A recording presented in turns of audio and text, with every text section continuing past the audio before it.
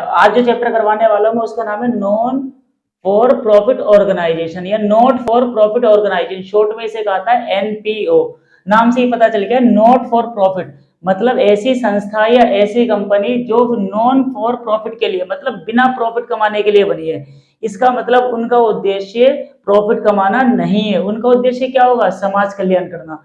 तो यहाँ पढ़ते हैं इसकी डेफिनेशन। कह रहे हैं NPO is a non trading organisation. इसका मतलब एनपीओ एक ऐसी ऑर्गेनाइजेशन होती है जो नॉन ट्रेडिंग मतलब ये बिजनेस से नहीं होती, ये बिजनेस के लिए बनी ही नहीं होती है, ये किस लिए होती है, समाज सेवा करने के लिए। तो ये तो समझ में आ गया होगा, जैसे एनजीओ वगैरह सुना होगा आप लोगों ने या कुछ भी। तो ये सारी जो संस्थाएं होती है वो क्या कहलाती है, NPO, not for profit organisation. ये तो समझ में आ गया कि ये नॉन ट्रेडिंग होती है, बिना बिजनेस वाली होती है, बिजनेस करना ही नहीं चाहती। लेकिन ऐसा होता कौन कौन है, तो इसके एग्जांपल यहाँ बहुत सारे लिखे मैंने। एजुकेशनल इंस्टीट्यूट, कई सारे स्कूल कॉलेज ऐसे होते हैं जो बच्चों से फीस वगैरह नहीं लेते या बहुत कम फीस पे उन्हें पढ़ाई देते हैं, एजुकेशन देते हैं। तो वो जितने भी एजुकेशन इंस्टीट्यूट है वो सब क्या कहलाएगा, एनपीओ कहलाएगा। इसके अलावा चैरिटेबल इंस्टीट्यूट, कोई भी ऐसा इंस्टीट्यूट है जो लोगों को चैरिटी देता है, डोनेशन दान देता है, तो ऐसे इंस्टीट्यूट भी क्या कहलाएंगे, एनपीओ कहलाएंगे। अब इनका टारगेट बिजनेस करना नहीं है ना ट्रेडिंग करना है, सिर्फ क्या है, समाज सेवा करना। तो ये भी एनपीओ का पार्ट है और ये भी एनपीओ का पार्ट है। वेलफेयर एसोसिएशन, समाज सेवा में जो लोग लगे होते हैं तो वो एनजीओ वगैरह जितने भी वो सब इसी में आते हैं, तो वो भी किसके पार्ट माने जाएंगे, एनपीओ के। क्लब्स, अब क्लब्स का मतलब जैसे एग्जाम्पल के लिए मान लेते हैं स्पोर्ट्स क्लब, तो स्पोर्ट्स क्लब में भी स्पोर्ट्स क्लब जो होता है उसमें भी एनजीओ का ही पार्ट माना जाता है। वो लोगों के लिए क्या की जाती है, उसके अंदर समाज सेवा की जाती है। तो यहाँ जो मैंने एग्जाम्पल बताए ये सारे एग्जाम्पल किस चीज के बताए, जो किस चीज से जुड़ी नहीं होती, जो नॉन ट्रेडिंग से जुड़ी होती है। इसका मतलब ये बिजनेस से जुड़े नहीं होते, सिर्फ इनका मकसद होता है समाज सेवा करना। तो यहाँ तक तो समझ में आ गया होगा। अब ये जो ऐसी संस्थाएं होती है या फिर ऐसी एनजीओ होती है या एनपीओ होती है, वो अपने कुछ तो अकाउंट बनाती होगी ना, तो जो वो अकाउंट बनाती है उन्हीं अकाउंट को हम फाइनल अकाउंट कहते हैं। अब ये फाइनल अकाउंट इसलिए कहते हैं क्योंकि ये सबसे लास्ट में बनते हैं, तो ये कौन से अकाउंट कहलाते हैं, फाइनल अकाउंट। ये साल के एंड में बनाए जाते हैं। अब साल में एंड में बनाए जाते हैं तो ये जो एनजीओ है ये कौन कौन से अकाउंट बनाती है, तो ये 3 टाइप के अकाउंट बनाती है। पहला बनाती है ये रिसीप्ट एंड पेमेंट अकाउंट, दूसरा बनाती है इनकम एंड एक्सपेंडिचर अकाउंट, और तीसरा बनाती है बैलेंस शीट। ठीक है, समझ में आ गया होगा। जितनी भी एनपीओ होती है या एनजीओ होती है या नॉन ट्रेडिंग ऑर्गेनाइजेशन होती है वो अपने फाइनल अकाउंट में 3 चीजों को बनाती है। कौन कौन सी, receipt and payment account, income and expenditure account और बैलेंस शीट को बनाती है। तो चलो इसमें हम बात करते हैं रिसीप्ट एंड पेमेंट अकाउंट क्या है। तो भाई नाम से ही पता चल रहा है रिसीप्ट एंड पेमेंट। रिसीप्ट का मतलब क्या होता है, प्राप्त करना, और पेमेंट का मतलब क्या होता है, भुगतान करना। इसका मतलब रिसीप्ट एंड पेमेंट अकाउंट एक ऐसा अकाउंट होता है जिसके अंदर जितना पैसा मिलता है वो रिकॉर्ड करा जाता है और जितना पेमेंट किया जाता है वो रिकॉर्ड करा जाता है। इसका मतलब पैसा मिला तो रिसिप्ट, पैसा गया तो पेमेंट, तो इसीलिए उसको हम क्या बोलते हैं, रिसिप्ट एंड पेमेंट अकाउंट। अगर रिसिप्ट एंड पेमेंट अकाउंट बनाना है तो उसका फॉर्मेट मैं यहाँ बताता हूँ। यहाँ पे मैं फॉर्मेट के लिए लाइन खींच रहा हूँ, और यहाँ देखो, यहाँ लिख दिया मैंने रिसिप्ट एंड पेमेंट अकाउंट। ये वाली साइड हमारी रिसीप्ट्स होती है और ये वाली साइड जो होती है हमारी पेमेंट्स होती है। तो रिसीप्ट्स की जो शुरुआत होती है वो बैलेंस से होती है, इसका मतलब कैश का बैलेंस दिया होता है, और जो एंड होता है वो भी बैलेंस दिया होगा। इसका मतलब ये ओपनिंग बैलेंस और ये वाला क्लोजिंग बैलेंस। तो हम ये भी बोल सकते हैं रिसीप्ट एंड पेमेंट अकाउंट ऐसा अकाउंट है जिसकी शुरुआत ओपनिंग बैलेंस से होती है और जिसका एंड क्लोजिंग बैलेंस से होता है। अच्छा, इसके अलावा जितनी भी रिसिप्ट हो, जितना भी कैश मिला है वो सारी की सारी रिसिप्ट इधर लिख दी जाएगी, और जितना भी पेमेंट हो वो सारी की सारी पेमेंट इधर लिख दी जाएगी।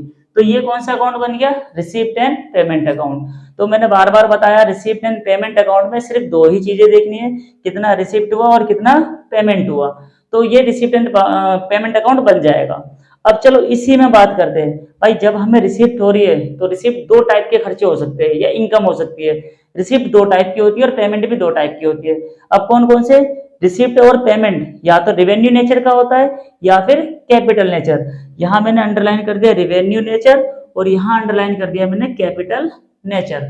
अब बात करते हैं रिवेन्यू नेचर क्या होता है। भाई कोई भी ऐसा नेचर जो बार बार हो और एक साल के अंदर कई बार हो, वो सारे नेचर कौन से होते हैं? रिवेन्यू नेचर है।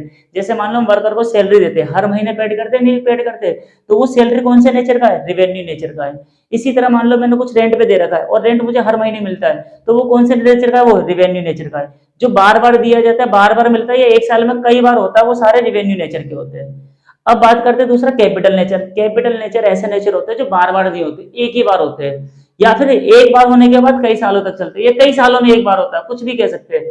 जैसे मान लीजिए मैंने एक बिल्डिंग खरीदी, अब बिल्डिंग में बार बार हर महीने हर हफ्ते थोड़ी खरीदूंगा, तो वो तो एक बार खरीदने के बाद कई सालों तक चलेगी, तो वो कैपिटल नेचर होगा। इसका मतलब कैपिटल नेचर वो होते हैं जो बार बार नहीं होते, और रिवेन्यू नेचर कौन से होते हैं? जो बार बार होते हैं, चाहे वो रिसिप्ट हो चाहे वो पेमेंट हो।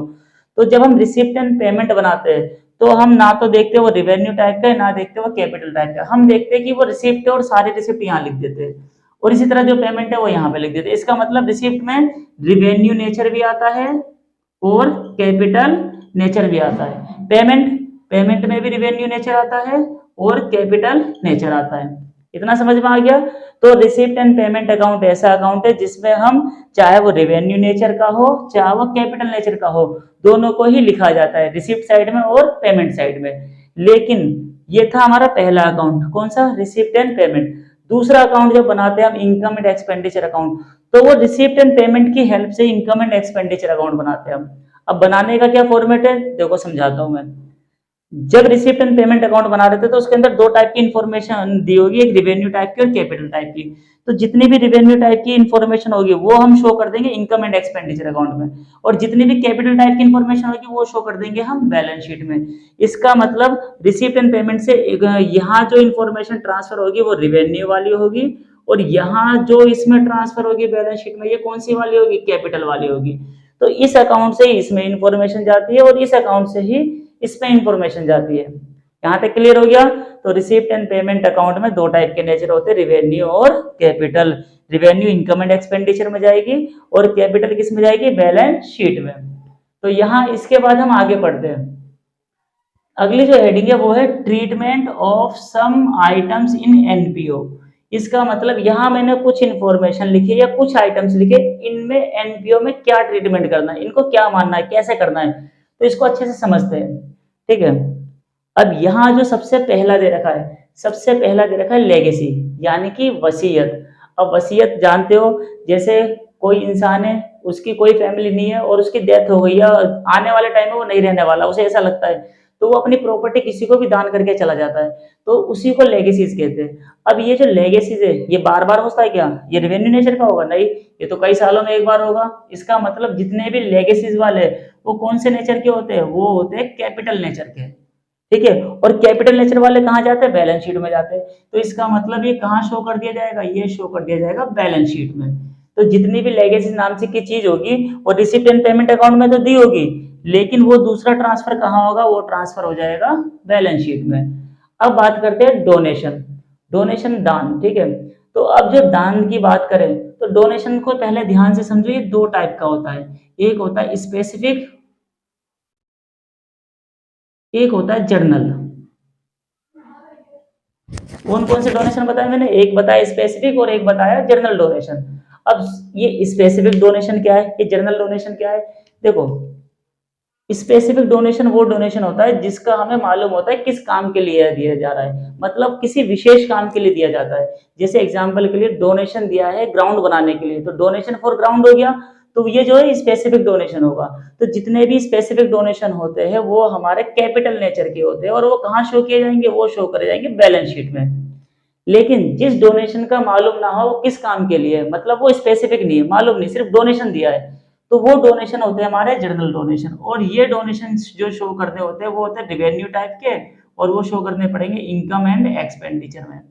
आगे समझ में? तो डोनेशन के बारे में दो बात बताइए। अगर डोनेशन स्पेसिफिक है तो वो कैपिटल माना जाएगा और वो बैलेंस शीट में शो कर देना। लेकिन अगर डोनेशन जर्नल टाइप का माना जाएगा तो वो जो डोनेशन है अगर वो जर्नल है तो इसका मतलब वो रिवेन्यू टाइप का माना जाएगा, और कहाँ शो कर दिया जाएगा? इनकम एंड एक्सपेंडिचर अकाउंट में। तो हम कह सकते हैं डोनेशन कभी कभी इसमें भी आता है और डोनेशन कभी कभी इसमें भी ट्रांसफर किया जाएगा।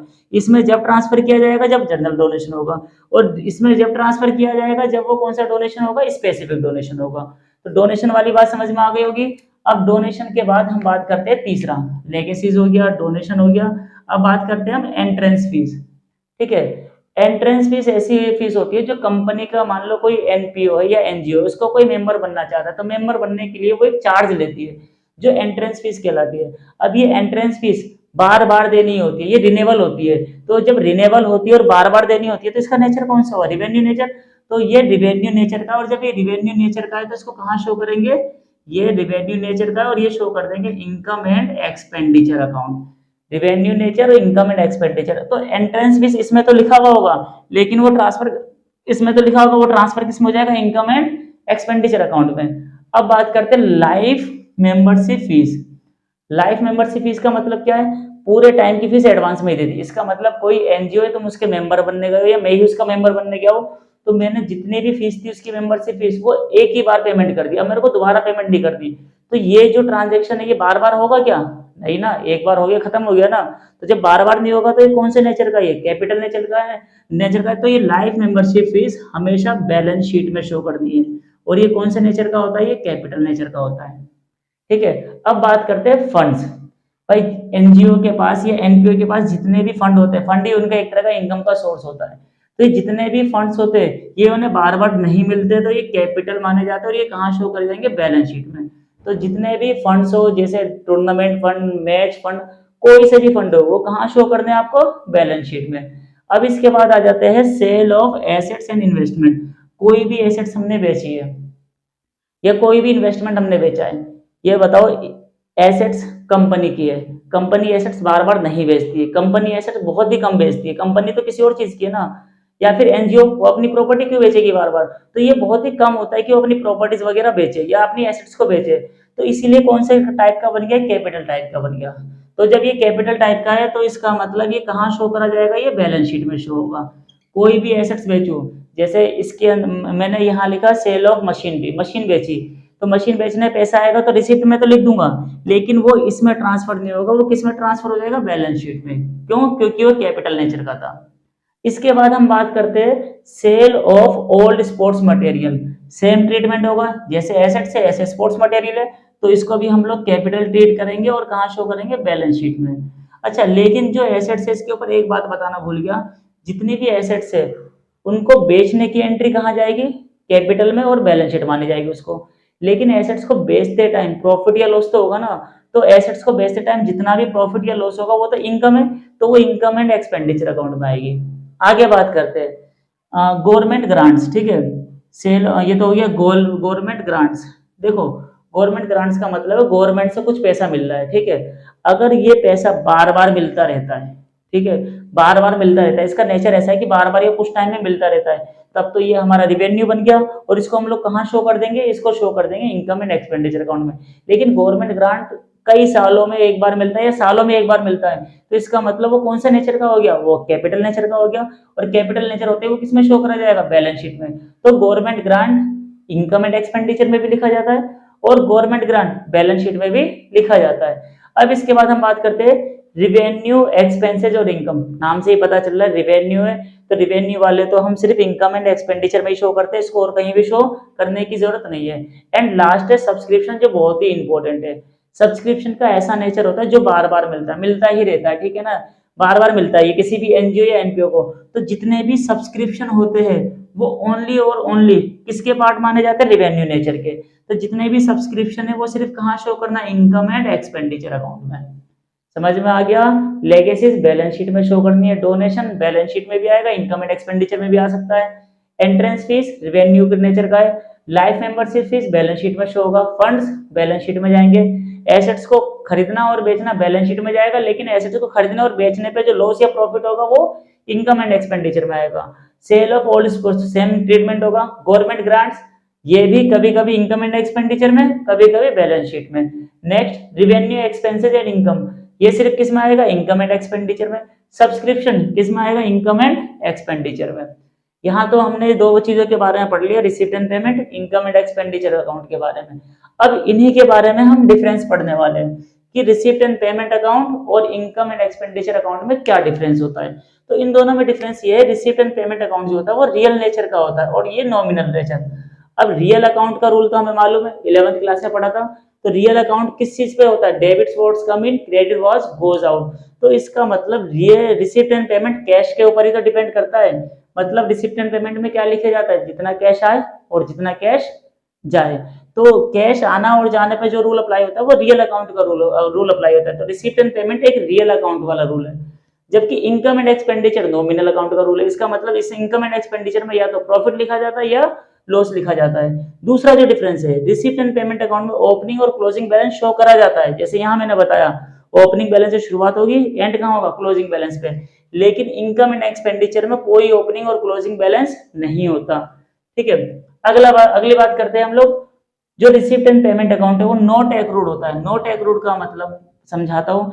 जैसे रिसिप्ट एंड पेमेंट अकाउंट ऐसा अकाउंट है जिसमें आउटस्टैंडिंग को नहीं शो करा जाता है। इसका मतलब जो मिला है वही शो करना है। मुझे 5,000 मिले 5,000 लिख दूंगा, 6,000 मिले 6,000 लिख दूंगा।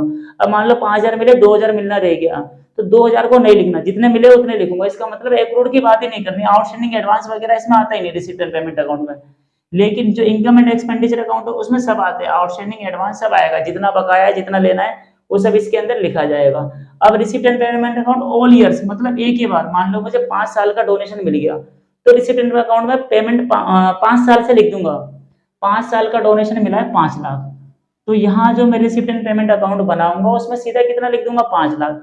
लेकिन इनकम एंड एक्सपेंडिचर अकाउंट ऐसा अकाउंट है जिसमें ओनली 1 ईयर के ट्रांजेक्शन लिखे जाते हैं। तो अगर ये मान लो डोनेशन 5 लाख है, अगर मैं इसको 5 से डिवाइड कर दूं तो कितना आएगा, 1 लाख। इसका मतलब 1 साल का तो 1 ही लाख डोनेशन माना जाएगा। तो इसमें सिर्फ इनकम एंड एक्सपेंडिचर में 1 लाख से लिखना पड़ेगा डोनेशन। तो इसका मतलब भाई इसके अंदर सभी ईयर्स के लिखे जाते हैं, लेकिन इसके अंदर ओनली 1 ईयर के लिखे जाते हैं। अब इसके बाद जो रिसीप्ट एंड पेमेंट अकाउंट है ये ओनली कैश ट्रांजेक्शन को शो करता है। सिंपल सा है ना, रिसिप्ट और पेमेंट, तो कैश आया या कैश गया। लेकिन जो इनकम एंड एक्सपेंडिचर अकाउंट है, चाहे वो कैश ट्रांजैक्शन हो या ना हो, सब लिखे जाते हैं। जैसे मुझे 4,000 किसी से लेने हैं तो वो मेरे डेटर बन गए, या आउटस्टैंडिंग माना जाएगा तो वो भी इसके अंदर शो करा जाएगा। ठीक है, तो ये बेसिक कॉन्सेप्ट तो मैंने बता दिया है। इसकी जो न्यूमेरिकल की क्लास होगी वो अगले पार्ट सेकंड वीडियो से चालू करेंगे इसकी।